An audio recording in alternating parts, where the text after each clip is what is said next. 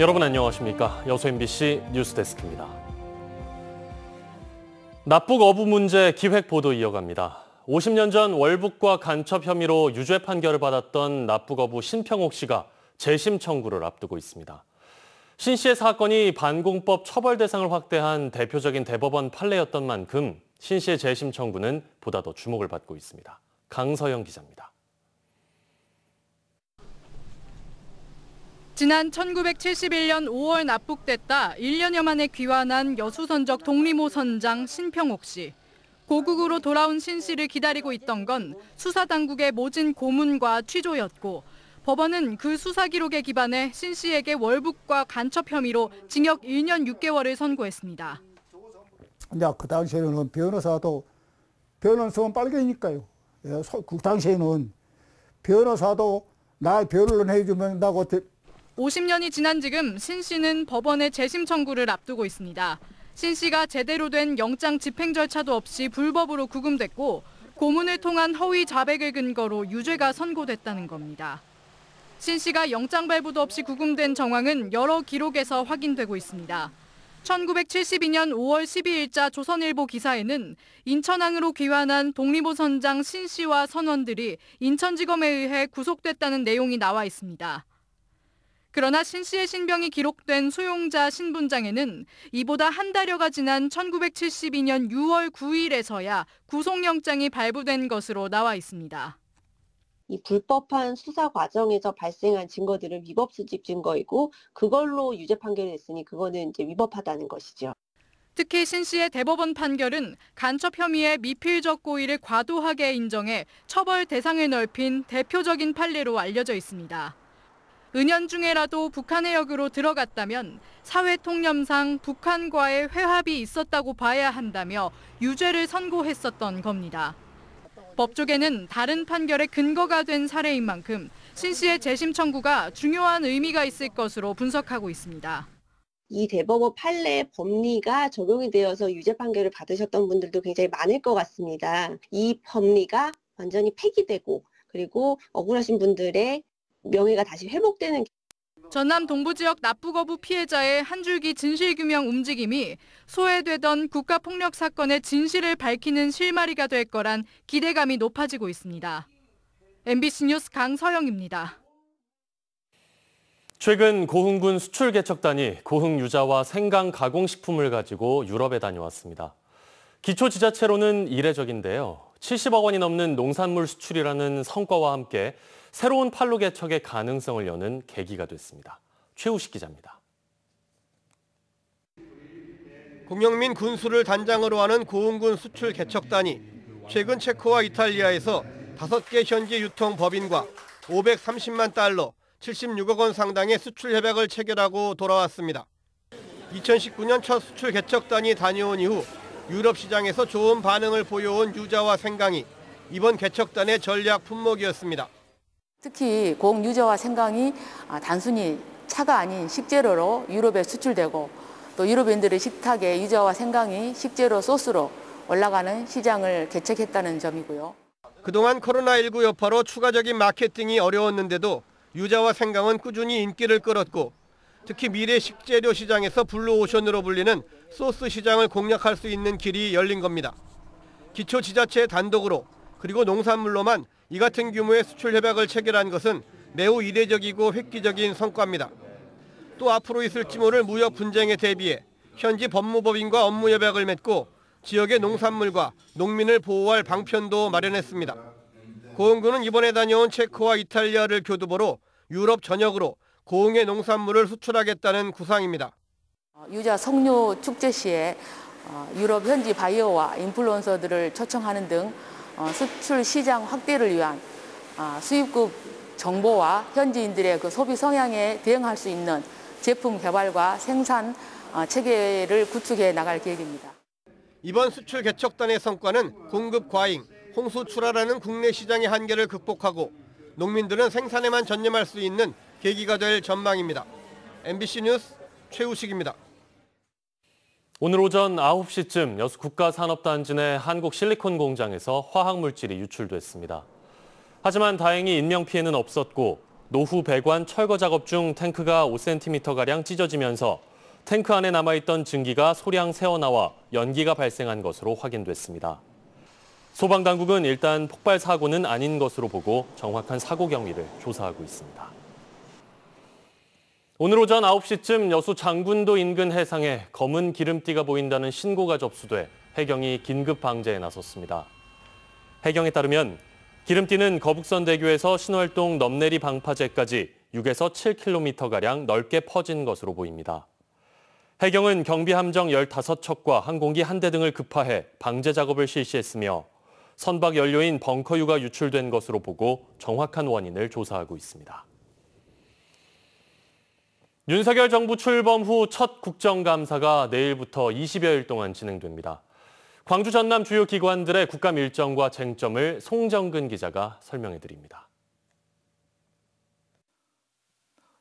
올해 국정감사를 받는 광주 전남 지역의 주요 기관 중 가장 관심을 끄는 기관은 광주시입니다.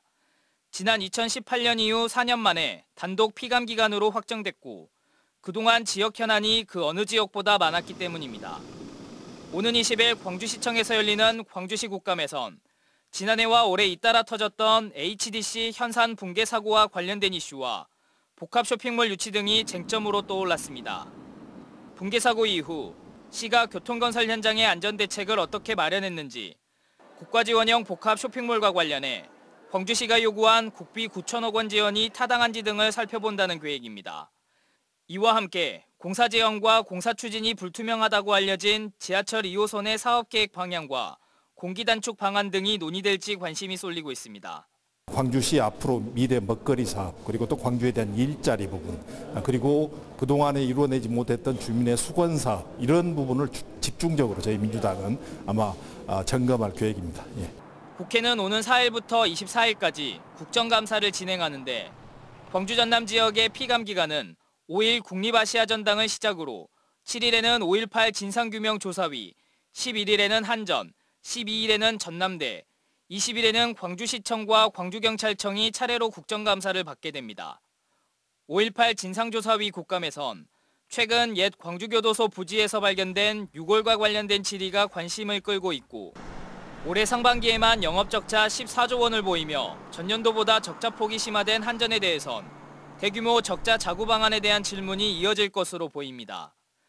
2년 전 진행된 국감의 경우 코로나19 여파로 합동감사 형태로 진행되면서 기관별 집중도가 떨어졌다는 평가를 받는 가운데 윤석열 정부 출범 이후 처음으로 진행되는 이번 국정감사에선 날카로운 지적들이 나올지 관심이 모아지고 있습니다. MBC 뉴스 송정근입니다. 제56회 여수 거북선 축제가 성황리에 끝났습니다. 희망의 미래를 향해 다시 함성이라는 주제로 열린 이번 축제는 행사 첫날 국내 최고의 길놀이 행사이자 축제의 하이라이트인 통제형 길놀이를 시작으로 드론 라이트 쇼와 불꽃 퍼레이드가, 둘째 날과 마지막 날에는 소년 이순신 장군 선발대회와 모바일 임진왜란 게임, 여수 거북선 가요제 등 다양한 프로그램으로 진행됐습니다. 또 축제 기간 신호연 만들기와 타루비 탁본, 떡매치기 등 다채로운 체험 행사와 여수맛 장터, 특산품 판매장, 청년 푸드트럭 등이 운영돼 여수의 맛과 멋을 한껏 선보였다는 평가를 받고 있습니다. 대부분의 농기계 사고는 도로에서 차량과 농기계가 충돌하는 사고인 것으로 드러났습니다. 차량과 농기계가 혼재된 농촌 지역의 도로 특성을 감안한 대책 마련이 시급해 보입니다. 박종호 기자의 보도입니다. 농촌 지역 도로에 경운기가 달리던 차량과 부딪힙니다.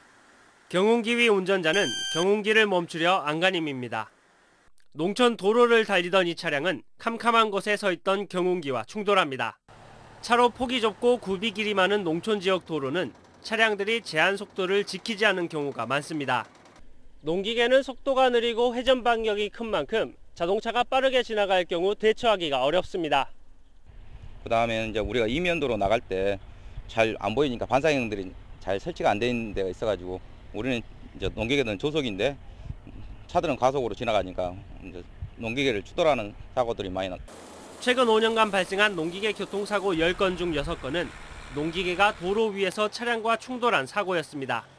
농기계대 차량 사고로 매년 60명가량이 목숨을 잃고 450여 명이 다치고 있습니다. 70세 안팎의 고령층 농민들이 대부분입니다. 가다 보면은 중앙선도 길이 좁은 게 농로라 좁은 게 큰 차들이 지내다 가다 보면은 그런 피해를 나서 더 사고도 나고 차하고도 접촉 사고도 나고 막 이런 경우.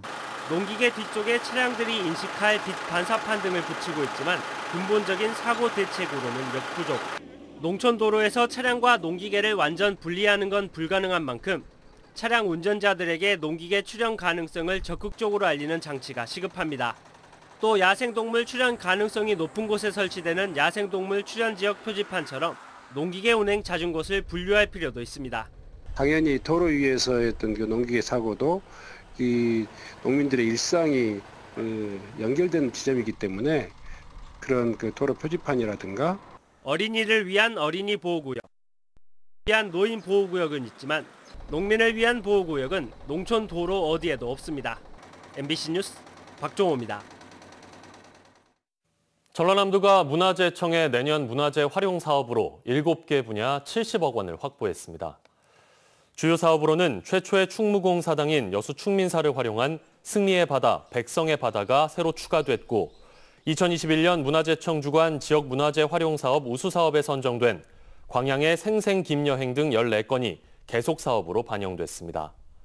또 문화재 야행 프로그램으로 여수와 목포, 나주 등 3개 시군이 선정됐고 호남 최초로 올해 처음 선정된 세계유산 축전은 공연과 체험, 워킹 투어 등으로 구성한 복합 향유 프로그램이 순천 서남사와 순천만 갯벌 일원에서 펼쳐집니다. 고흥의 아름다운 섬 연홍도가 가을철 찾아가고 싶은 섬에 선정됐습니다.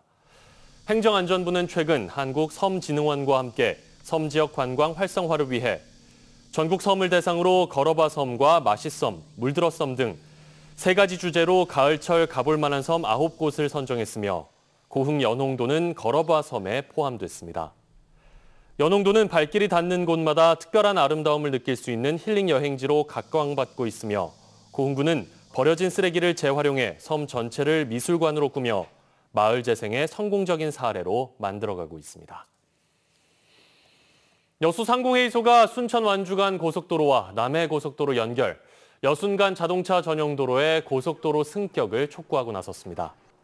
여수상인은 최근 국토교통부와 국회, 전라남도, 여수시 등에 보낸 건의문을 통해 남해안의 대표적인 해양관광도시이자 산업도시인 여수에 고속도로가 없어 교통정체가 심하다며 고속도로가 꼭 필요하다고 주장했습니다.